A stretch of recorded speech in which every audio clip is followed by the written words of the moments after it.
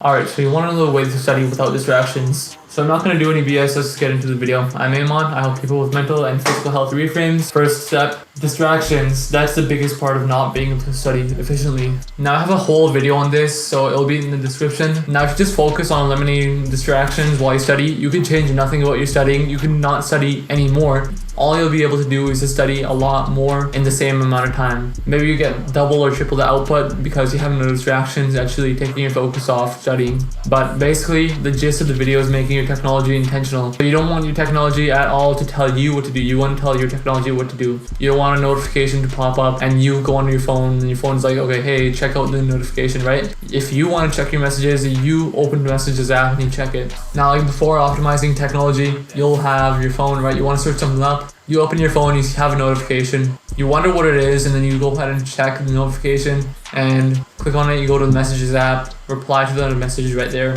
You forgot what you want to actually search, but you're on your phone either way now. So you close the messages app, you go into social media, and 20 minutes later, you get off social media and you go back on task and you realize you wanted to search something up. Now, after optimizing technology and seeing that video, you want to search something up on your phone, you open it, you have to search up for your browser like Safari or Chrome, and you open it and then search it from there. So even if you don't do anything else from the video, make sure you watch that video, or at least just make your technology intentional, but that video will tell you how to do it. And with spaced repetition, which is the second part, is using like an app like Anki or flashcards. And you just use this to review concepts and details from whatever class or whatever you're trying to study. So details, that would be like how many chambers are in the heart, and then a concept would be like what does venoconstriction do. So that's two ways to use flashcards. Now I've used Anki for a while. It personally brought my biology grade from like a 51 all the way to I believe an 88. It's better than physical flashcards in the way that you don't have to be holding the flashcards out in public whenever you want to study.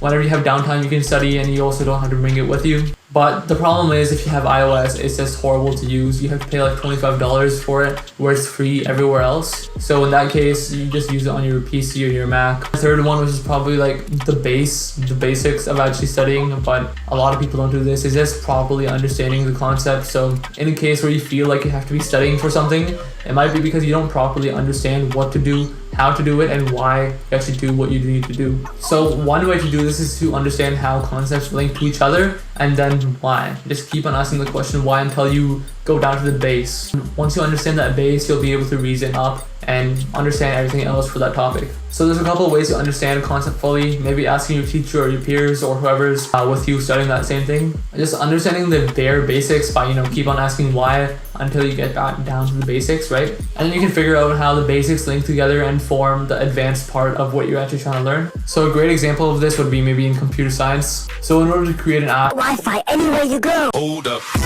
you need a programming language. For a programming language to actually make something out of that, you need a compiler or an interpreter. And for that compiler or interpreter, you need an assembly code. For that assembly code, you need machine code, which is basically just binary. And then from the machine code, you just need binary 1 and 0s to actually do whatever you want to do. So then from there, if you understand that binary 1 and 0s are what's needed for a computer to actually do anything, then you can understand how that works with memory, how that works with RAM. You just understand all the concepts if you understand the bare basics. Now you can also do this visually. I have right here a little bit of a concept that I was trying to do and how I was actually trying to understand biology. So I had a full little mind map on how I actually did everything, and that's basically how I understood. And you can use something like excalidraw.com or maybe like Apple Notes, like pen and paper, whatever you want to actually understand the concept. So if you like this video, I have a little video on how the Apple Watch isn't probably the best for productivity. If you're at all maybe confused on how I think that or why I think that, click that video and you'll understand why.